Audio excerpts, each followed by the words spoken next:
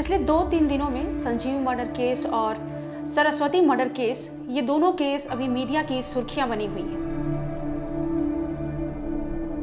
इसी कड़ी में अभी संजीव मर्डर केस का जो आरोपी है विजय यादव, उसने खुलासा किया कि उसने सिर्फ पैसों के लिए संजीव का मर्डर कराया है।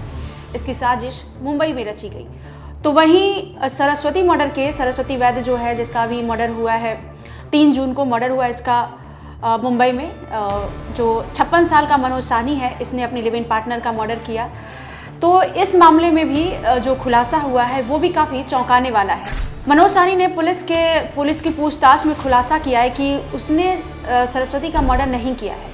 उसने बताया है कि 3 जून को जब वो अपने घर पहुंचा तो उसने देखा कि सरस्वती जो है वो ज़मीन पर पड़ी हुई है और उसके मुंह से झाग निकल रहा है। इसे देखकर वो घबरा गया और फ़ौरन उसने सरस्वती की जो नब्ज़ चेक की। उसने पाया कि सरस्वती की मौत हो चुकी है। इसके बाद आनन फानन में उसने लाश को ठिकाने लगाने का प्लान बनाया। अपने आप में ही ये बात कितनी खतरनाक है कि जब जिससे वो प्यार करने का दावा कर रहा था, उसकी मौत हो चुकी है और वो उस वक्त दुखी नहीं है, बल्कि वो लाश को कैसे ठिकाने लगाए इस बात पे ज़्यादा जोर दे रहा था। उसने पुलिस को बताया कि उसे लगा कि सरस्वती तो मर चुकी है, इसके मौत का जो इल्ज़ाम है वो मेरे ऊपर आएगा। इसीलिए उसने सरस्वती की लाश को ठिकाने लगाने का प्लान बना लिया। सबसे पहले उसने जो पेड़ काटने वाला कटर होता है, वुड कटर, वो लेके आया और सरस्वती की लाश के 1-2 नहीं बल्कि 100 टुकड़े किए। 100 टुकड़े करने के बाद उसने लाश को पीसेस में करके कुकर के अंदर उबाला, ताकि लाश के जो पार्ट्स हैं, हड्डियां जो हैं, वो मांस से बिल्कुल अलग हो जाए। ऐसे में उसे ठिकाने लगाने में काफ़ी आसानी होगी। एक एक करके उसने कई पार्ट्स के साथ ऐसा किया और मांस को बिल्कुल हड्डी से बिल्कुल अलग कर दिया। इसके बाद उसने कई टुकड़ों को कुत्तों को खिला दिया। कई टुकड़े उसने बताया कि अभी तक उसने कई टुकड़े ठिकाने लगा चुका है वो, और कुछ टुकड़े पुलिस ने बरामद किए हैं। पुलिस ने जब पूछताछ की तो इस दौरान जो ये मनोज साहनी है, ये पूरी तरीके से पुलिस को गुमराह करता रहा।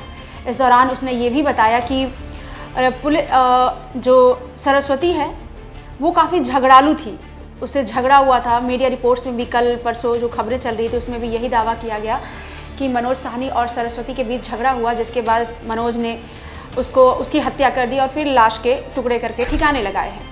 आज के जो खुलासे हुए हैं उसमें मनोज साहनी ने खुलासा किया है कि उसने सरस्वती को मारा ही नहीं है, बल्कि सरस्वती ने आत्महत्या की है। और उस दरमियान जब वो घर पर नहीं था, घर पहुंचने के बाद उसको पता चला कि सरस्वती अब इस दुनिया से जा चुकी है और वो डर गया।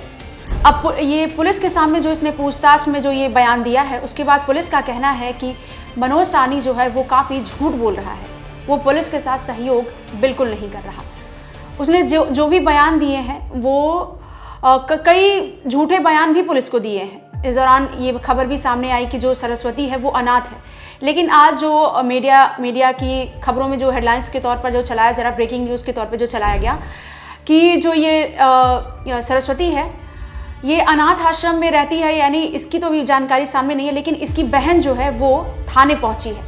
कल तक जो इसको बता रहे थे कि जो अनाथ है, अनाथ बोलकर खबरें सामने आ रही थी, उससे पता चला है कि सरस्वती अनाथ नहीं बल्कि उसकी एक बहन है जो अभी थाने पहुंची है। अभी उसका बयान जो है पुलिस ले रही है।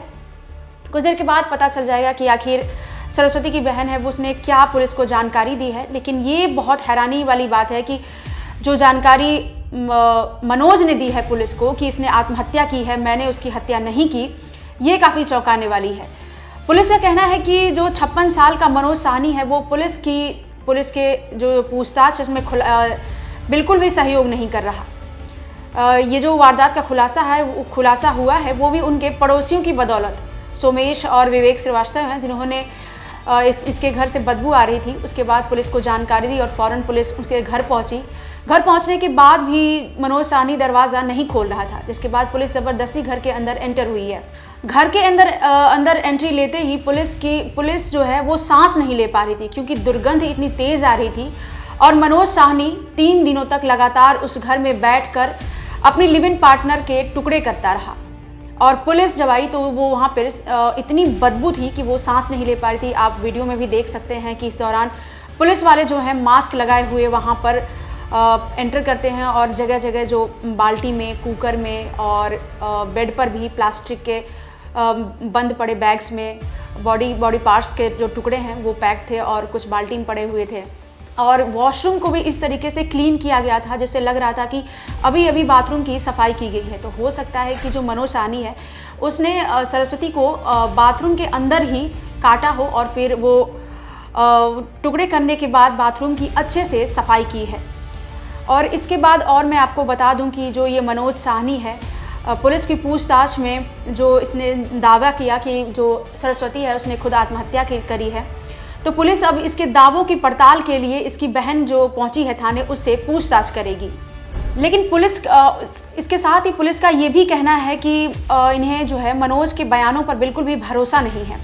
अब पोस्टमार्टम रिपोर्ट का वो इंतज़ार कर रहे हैं जिसके बाद ये पूरा मामला साफ हो पाएगा कि आखिर मनोज और सरस्वती के बीच ऐसा क्या हुआ जिसके बाद और ये सरस्वती की मौत आखिर कैसे हुई है, कितना सच बोल रहा है मनोज और कितना झूठ।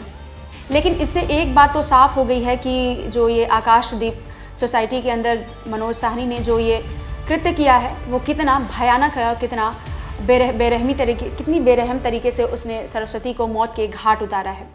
इसके अलावा भी जो एक इंसानी तौर पर हमारा जो सभ्य समाज है उसके जो अमानवीय चेहरे पूरे समाज के सामने आ रहे हैं और ये उसी को लेकर आ रहे हैं जिसके प्रति उनका प्यार जाहिर होता है एक टाइम पर और एक टाइम के बाद इतनी नफ़रत जाहिर होती है या फिर ऐसा क्या हो जाता है कि वो अपने ही जो चाहने वाले हैं उनकी जान लेने पर आमादा हो जाते हैं। फिलहाल इस पूरे मामले की पुलिस जांच कर रही है। जैसे जैसे पुलिस इस मामले पर खुलासा करेगी हम आप तक ये सारी खबरें पहुंचाते रहेंगे। ये खबर आपको कैसी लगी हमें कमेंट बॉक्स में ज़रूर बताएं।